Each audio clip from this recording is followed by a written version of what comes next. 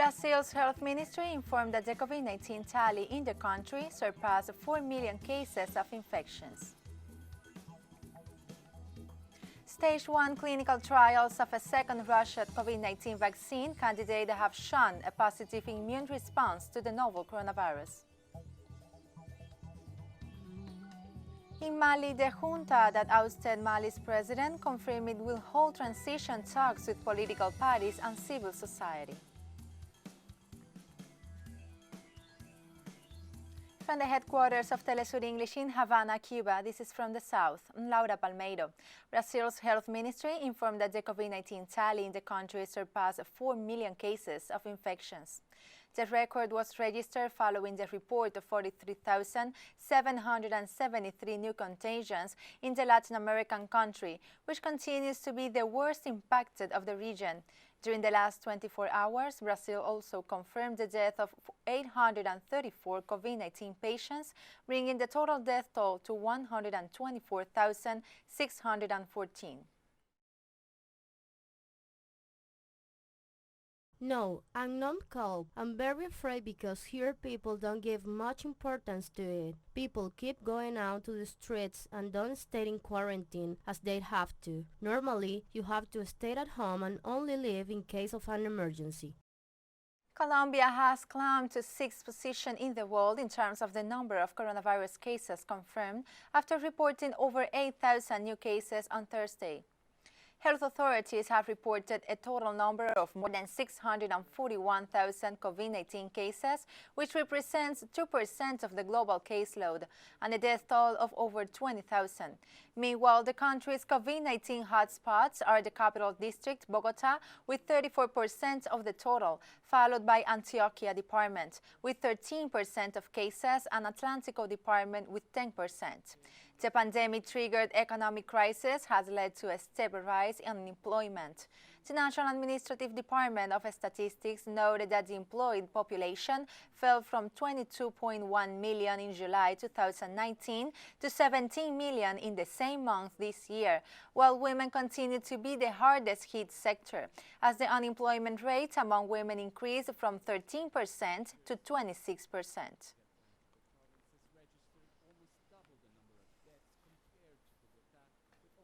Venezuela has condemned Colombian President Iván Duque's attempts to claim 4 captured Venezuelans who plotted against the government of President Nicolás Maduro were actually planning to attack Colombia. The 4 captured Venezuela include 2 brothers, Juvenal Siquea and José Siquea, former officers of the Bolivarian National Guard of Venezuela, implicated in the Operation Gideon failed invasion of Venezuela on May 3rd, and brothers of the confessed commander of the incursion, Antonio Siquea. The third is Reyder Russo, who is accused of being behind the drone attack on August 4, 2018, on President Nicolás Maduro. The fourth is a woman named Jaxi Alexandra Alvarez, who is accused of paying for the shipment of weapons to the parliamentary camp set up in Colombia to the trained mercenaries of Operation Gideon.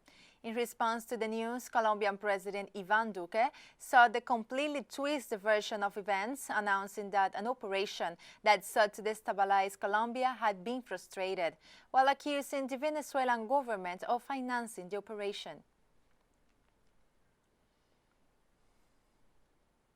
And in response to the claims by Colombian President Iván Duque, Venezuelan Foreign Minister Jorge Arreaza stressed on Twitter that Venezuelan authorities had provided intelligence over 2 years on the plans to destabilize Venezuela from Colombian territory, which the Colombian authorities ignored, even protecting those involved in the conspiracies, including Venezuelan military deserters turned mercenaries. The prefect for the Ecuadorian province of Pichincha, Paola Pabon, has filed a complaint of procedural fraud over the trial against her for alleged rebellion. Pabon denounced the political persecution she's subject to under the Lenin Moreno government, while noting that Provincial Prosecutor Alberto Santillan and National Police Lieutenant Carlos Alban presented false and unfounded information to support the trial for alleged rebellion opened in October 2019 against her and two other members of the Citizen Revolution movement founded by former Ecuadorian President Rafael Correa and relating to protests that broke out against the Lenin Moreno government. Pabon has been subject to a precautionary measure since December 2019, which includes the obligation to periodically report to the authorities the use of an electronic tag and a ban on leaving the country.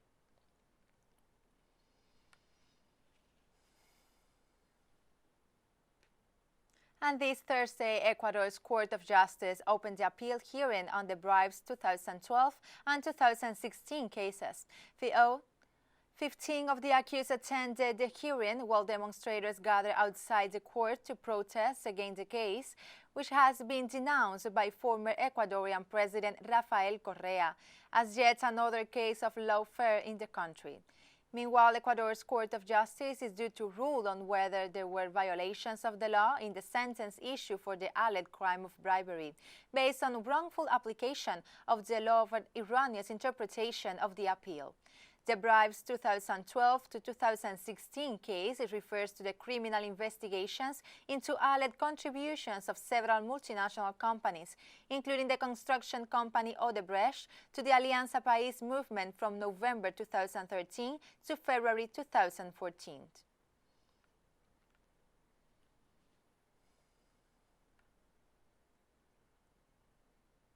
The vote count is underway in Jamaica, where general elections were held this Thursday in the midst of the COVID-19 pandemic. Polls closed at 5 p.m. local time, according to the initial result declared so far. The ruling Jamaica Labour Party has secured 28 of the 63 seats of the House of Representatives, while the opposition People's National Party has secured 11. Voter turnout was 35%. The electoral office noted that over 1.9 million people were registered to vote, while there were 139 candidates standing, including 13 independents. Candidates' campaigns were dominated by discussions over the economy, how to fight crime, and response to the coronavirus pandemic. The last general elections were held in 2016, where the Jamaica Labour Party secured 32 seats. Jamaican health authorities have reported over 2,000 COVID-19 cases and 27 fatalities.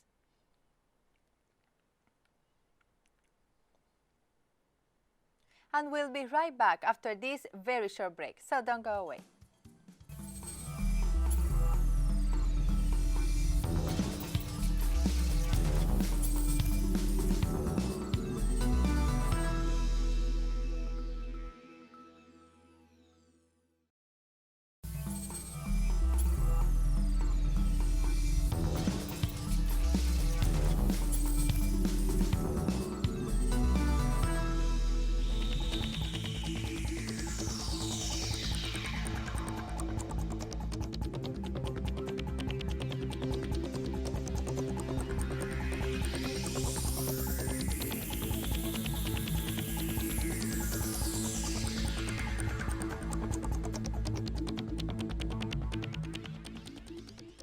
Welcome back to From the South.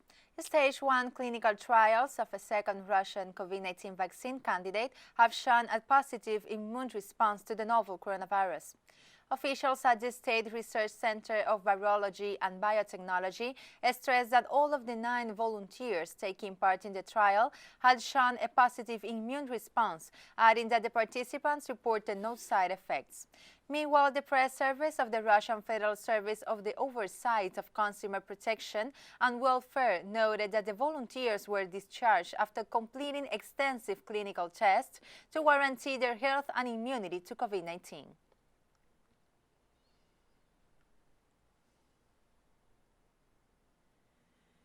The United States has recorded more than 40,000 new COVID-19 cases and over 1,000 new fatalities in the last 24 hours. According to the latest figures issued by Johns Hopkins University, the total number of cases now stands at more than 6.3 million, while the death toll has reached almost 200,000. Meanwhile, more than 3 million people have recovered from the virus. The United States continues to top the list of countries hardest hit by the pandemic, with all of its 50 states affected by the virus.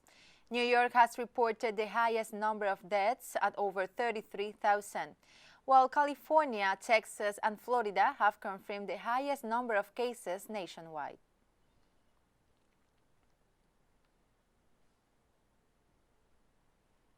The Spanish health authorities noted on Thursday that the country has seen a fall in its COVID-19 death rate despite the recent spike in new cases. The increases we are seeing in France and Spain are accompanied by a decrease in the mortality rate in both countries. At the beginning of the epidemic in March and April, the rate was 13% in Spain, and in France, over the same dates, it was up to 18% for a couple of weeks. Presently in Spain, it is now down as an average over the whole of the pandemic to 6%, and France to 10.5%. The number of PCR tests have been notified by this Monday are in the high range of nearly 80,000. The days of highest rate diagnosis of the results are Monday, Tuesday, and Thursday. The numbers can be between 80 or 90,000. The number of Monday of positive tests was slightly down. It was 10.4%. This shows the possible slowing down or reduction of the speed of contagion. The hundreds of thousands of so-called irregular immigrants living in Spain have been left out of the government aid promised by the executive branch to relieve the consequences of the COVID-19 pandemic. In this context, several sectors are calling for the regularization of this vulnerable community. Last March, at the beginning of the COVID-19 pandemic in Spain, President Pedro Sánchez made a promise. He was talking about financial assistance to vulnerable workers and companies that would alleviate the COVID-19 consequences. However, he forgot one vulnerable group, irregular immigrants. All these promises that the government has made to all those people who are Spanish or have a legal residence, they did not receive them. Imagine a person who is in an irregular administrative situation, who has no access to anything, who has been left abandoned. And of course, this slogan of "no one has been left behind" is a lie. As a particularly vulnerable group, they have lived and are living a particularly hard moment with this pandemic. The housing conditions for immigrants in an irregular situation prevent them from abiding by the measures of strict confinement or social distancing. You have to think that many of them are huddled together on small apartments where that is simply impossible. The children do not have the technological resources to continue the classes as many of our children have had during this time, because when you work in the submerged economy, you cannot ask for help. Living in the margins of government reconstruction plans, irregular immigrants survive thanks to their self-organization and the help of other associations and NGOs. They're living from the aid boxes that, as migrant collectives, we have created. They are either living from Caritas or they are receiving support from any association that has social consciences and that fights so that no one is left behind for real. A study by the Causa Foundation, Carlos III University challenges prejudice about irregular immigrants in Spain and shows a profile. They are mostly Latin American, young, and arrive regularly. Making them legal immigrants is not only a humanitarian obligation, but it would be a contribution to the development of Spain, says the report. This has been demonstrated in other countries of the Union, such as Germany. If they were allowed to work in whatever they do, but to make contributions to Social Security and pay direct taxes as all workers in this country do, their contribution would be possible with a value of 3,250 euros per person every year. These associations ask the government of Spain to follow the example of other countries, such as Portugal and Italy. They have carried out regularization processes during the pandemic. Edu Marín y Adriana Cardoso, TeleSUR, Madrid. France's Minister for Gender Equality addressed the situation of gender violence in the country this Thursday, where 146 women were killed by their spouse or former partner last year.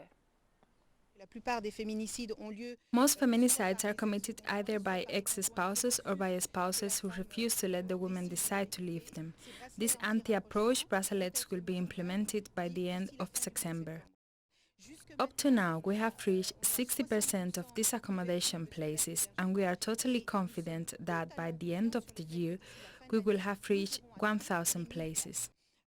I have made a commitment today that in 2021, our budget, which today is 30 million, will increase to 41 million. We are, as you said, in a period of crisis, but even in times of crisis, the important issues must not be neglected. They are now expecting results, just as we are totally determined to deliver those results because I can understand that it's never enough. As long as we have women dying of feminicide, nobody can be satisfied with the situation. French authorities have approved a 100 billion euro recovery plan aimed at boosting the country's economy and employment rate in the midst of COVID-19 pandemic that triggered economic crisis. Le plan de relance est The recovery plan is the second phase of our response to an economic crisis that is the most brutal that France has experienced since 1929. Our economy has been partially at a standstill for several weeks. The impact of French growth is estimated at 11% for the year 2020. And even if we hope to make a more favorable figure, the consequences on unemployment, bankruptcies, and the social situation of the country are already considerable. And we have more stories coming up after this final short break, so stay with us.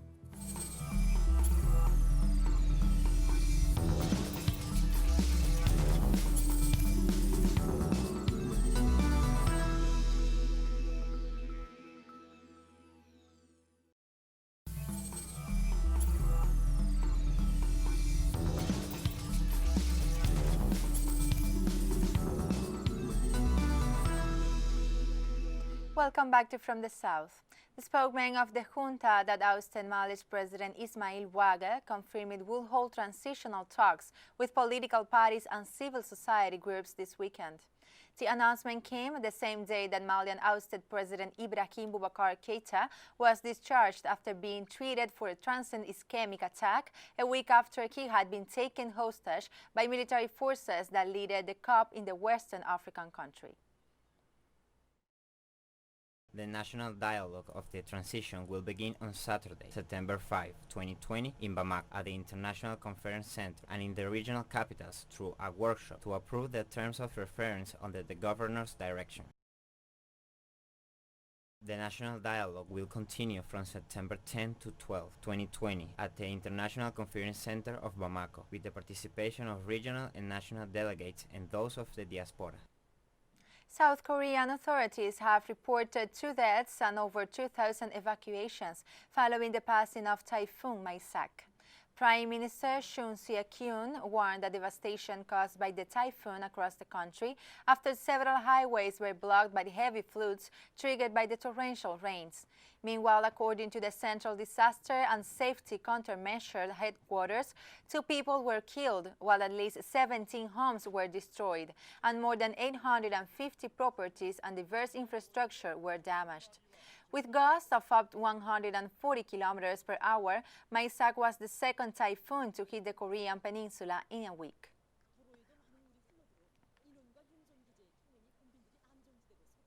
European Union High Representative of Foreign Affairs Joseph Borrell held official meetings in Egypt's capital Cairo on Thursday to address the ceasefire in neighboring Libya. The EU official also welcomed Egypt's ongoing negotiations with Ethiopia over the Grand Renaissance Dam. Because the first thing to stop a war is to stop fighting. And now by the time being, it's happening. And we want it to last. And it will last according also with the capacity that Egypt and other Arab states will be able to put on both sides, but mainly in one side. Egypt, we are very much concerned and we share comments and considerations about the Great Renaissance Dam, where we welcome Egypt's continuous engagement in the negotiations with Ethiopia and Sudan. Over 100 healthcare personnel took to the streets in South Africa on Thursday to demand better working conditions and to urge the government to end corruption in the purchase of COVID-19 personal protective equipment. Demonstrators gathered in Pretoria and Cape Town, claiming that healthcare workers were at risk due to the lack of adequate PPE, such as surgical masks. Protesters have demanded danger pay for workers who are in the front line of the battle against COVID-19, noting that despite the losses and risk, they have received no compensation. Meanwhile, representatives of the National Education, Health and Allied Workers Union have announced that over 200,000 public workers will go on strike on September 10th if their demands are not addressed. Health authorities have reported more than 600,000 COVID-19 cases, representing the largest number in Africa and the 7th highest in the world, while over 27,000 health workers have tested positive for the virus, of which 230 have died from the disease. We can no longer keep quiet anymore while healthcare workers are dying in various facilities because of COVID-19. We are saying we cannot keep quiet while our healthcare workers are getting infections at the facilities because the employer is unable to provide adequate PPE in the facilities. We are saying enough is enough. That we don't want 0% increase because throughout COVID, public servants have been working. We've been saving lives of politicians, we've been saving lives of society in general. So we don't become essential workers and critical workers only when it's convenient of them to call us essential workers. Because our lives as public servants, as workers in South Africa, does not mean anything to the government of today. So we must be prepared to fight, comrades. This is the battle that we are starting today. We are going to fight, and we must tell them that we are ready. Comrades. On Sudan's Tuti Island, where the Blue and White Nile met, the highest river water since records began have left people struggling to hold back the floods. 4 days ago, the water flooded us. In the past, we did not suffer because this is a residential area, and the water of the Nile would flood specific houses only. But in 2020, the water of the Nile flooded the homes. We are trying to convince the people of Tuti Island to leave the island, but they won't. We tried to convince them in order to save their lives and told them that everyone will stand by them and that the houses can be replaced. When I saw the young men blocking the water of the Nile with their bodies until the sacks are delivered to them, in order to raise the level of barricades, I remembered what happened during the flood of 1998, when their grandfathers did the same by blocking the water with their bodies. The water entered at about 12 o'clock at night. The neighbors stood by us and came to rescue us, but we were not able to take out our belongings from inside the houses. I left all my furniture and I just took my children and left. The beds and everything are still inside. I just took with me some clothes and went out.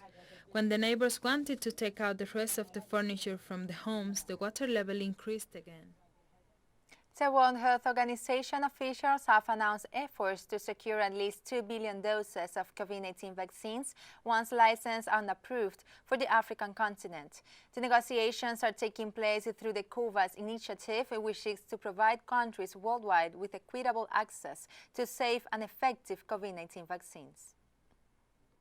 COVAX's overall objective is to secure in the region of 2 billion doses of vaccine by the end of 2021, and to ensure that countries can meet the needs of at least 20% of their populations. And as Richard described, that is to target the populations at greatest risk of acquiring the disease, the healthcare workers, as well as those at the greatest risk of having severe illness and to prevent death.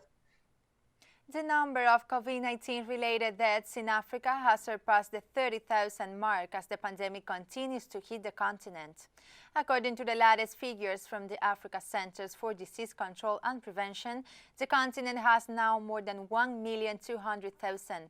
The figures represent 50% of the continent's caseload and 47% of its fatalities. The worst affected country on the continent remains to be South Africa, which has recorded 628,000 infections and over 14,000 deaths. And we have come to the end of this news brief. Remember, you can find these and many other stories on our website at telesurenglish.net. Join us on social media, Facebook, Twitter, and Instagram. For TeleSUR English, I'm Laura Palmeiro. Thank you for watching.